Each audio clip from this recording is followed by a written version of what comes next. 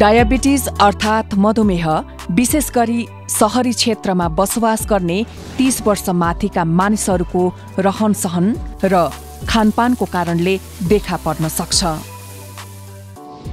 डायबिटिजको कारणले आँखाको पर्दामा पर्ने असरलाई डायबेटिक रेटिनोप्याथी भनिन्छ।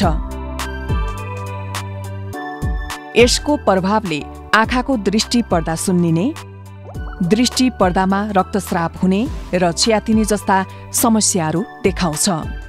भविष्यमा यसले अन्धोपना निम्त्याउन सक्छ। डायबेटिक रेटिनोप्याथीको लक्षणहरू प्रारम्भिक चरणमा खासै देखिँदैनन्। यसको लक्षणहरू अन्तिम चरणमा मात्र देखिन सक्छ। यसका धेरै लक्षणहरू छन्, जसमध्ये दृष्टि धमिलो हुनु, बिस्तारै दृष्टि कम हुँदै जानु, एक्कासी दृष्टि गुम्नु, अँध्यारोमा हेर्न कठिनाइ हुनु आदि हुन्।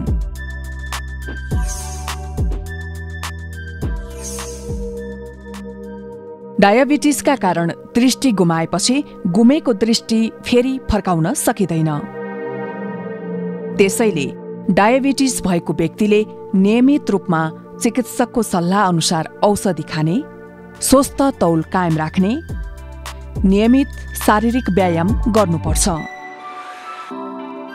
रगतमा चिनीको मात्रा, रक्तचाप र कोलेस्ट्रोलको मात्रालाई नियन्त्रणमा राख्नुपर्छ। मदिरा तथा धूमपानको सेवन नगर्ने तथा नियमित आँखा जाँच गराउने गर्नुपर्दछ। डायबेटिक रेटिनोप्याथीको निदानका लागि रोगको प्रकृति अनुसार परीक्षण, पहिचान र उपचारको लागि अत्याधुनिक प्रविधिहरू जस्तै औषधि, इन्जेक्सन, लेजर र शल्यक्रियाको सुविधा रहेको छ।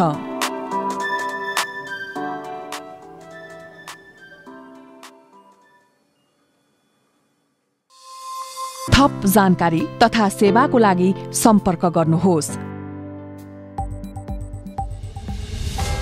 विराटनगर आँखा अस्पताल, रानी, विराटनगर।